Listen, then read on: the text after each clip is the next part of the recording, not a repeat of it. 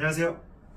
오늘 형사법 2023년도 해경 간부시험 문제 30번째 시간입니다.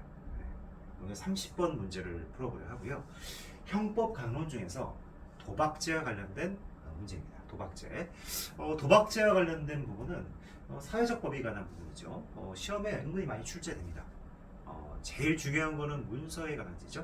문서에 관한 죄, 유가증권, 통화에 관한 죄, 방화, 실화에 관한 죄. 이 부분이 되게 중요한데 이 도박죄도 심심치 않게 출제가 돼요. 그리고 도박죄에서 출제되는 포인트는 신분범, 비신분범, 공범과 신분에 대한 부분, 그 다음에 사기죄와의 관계 이런 부분들이 출제가 많이 되고 있어요. 즉 도박죄 본연의 어떤 그 성격을 묻는 문제보다는 좀 변형된 형태의 문제들 그런 것들이 많이 나오고 있어요. 다른 죄와의 관계라든지 공범과 신분과 같은 어떤 총론적인 이론 문제 이런 것들이 많이 출제가 되고 있습니다. 그래서 오늘 문제도 거기서 출제가 되고 있어요. 그런 어떤 쟁점들을 포함하고 있어요. 그래서 어렵진 않지만 이론 따로 이론에 대해서 설명하진 않고 바로 문제풀이로 들어가겠습니다. 자, 문제풀이로 들어가 보면 자, 먼저 도박죄에 관한 설명 가장 옳지 않은 거 이렇게 보고 있죠. 자, 첫 번째 신분과 공범과 신분에 대한 문제예요.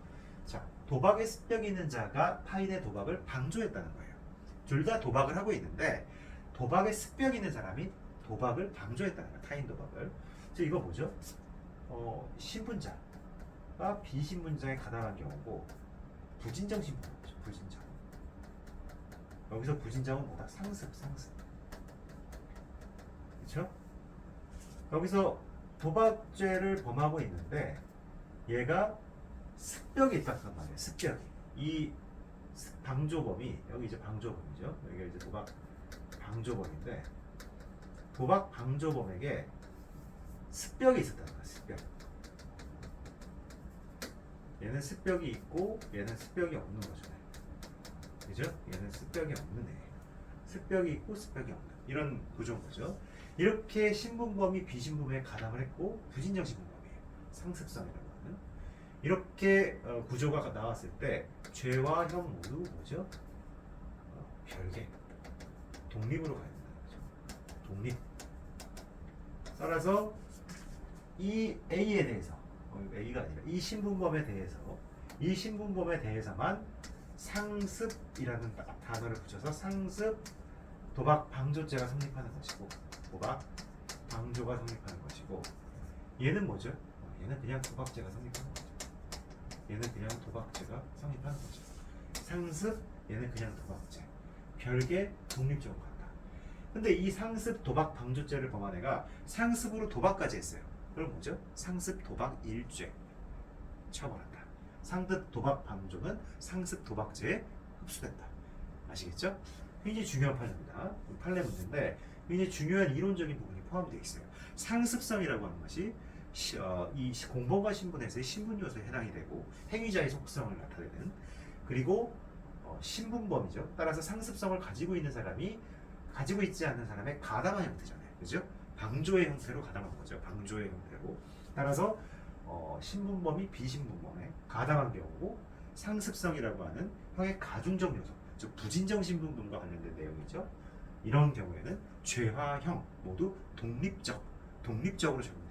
따라서 상습 도박 방조죄가 성립하고 상습 도박 방조죄로 처벌받는다.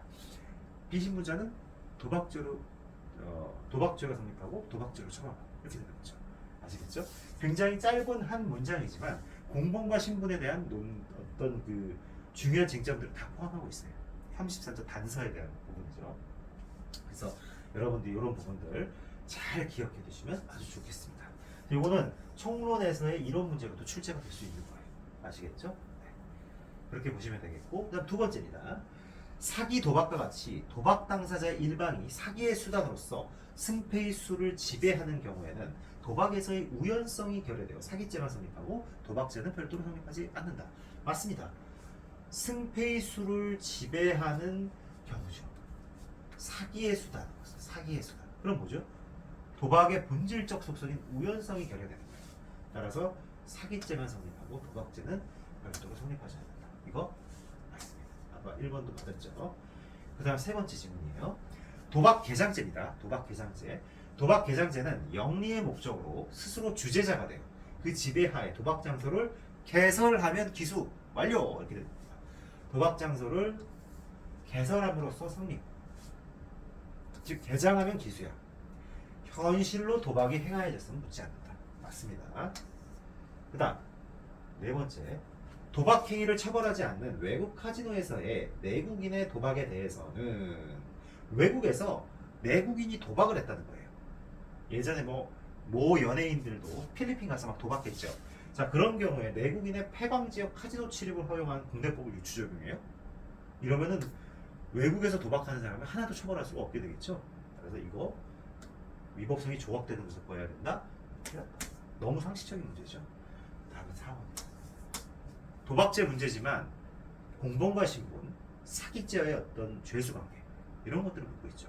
그래서 나름 좀 어렵다고 하면 어려울 수 있는 그런 문제였습니다. 특히 1번 지문이 굉장히 중요하고 여러분들이 총론 파트에서 가장 어려운 이론 중에 하나인 공범과 신분, 구성요건 착오, 그 다음에 위전착, 위법성 조각사의 전제사실의 착오, 그 다음에 주관적 정당한 요소의 요부 결여 케이스, 가장 좀 어려운 그리고 가장 중요한 학설 대립이 있는 그런 부분에 출제될 수 있는 그런 지문입니다. 잘 기억해 두세요. 네, 오늘 여기까지 하겠습니다.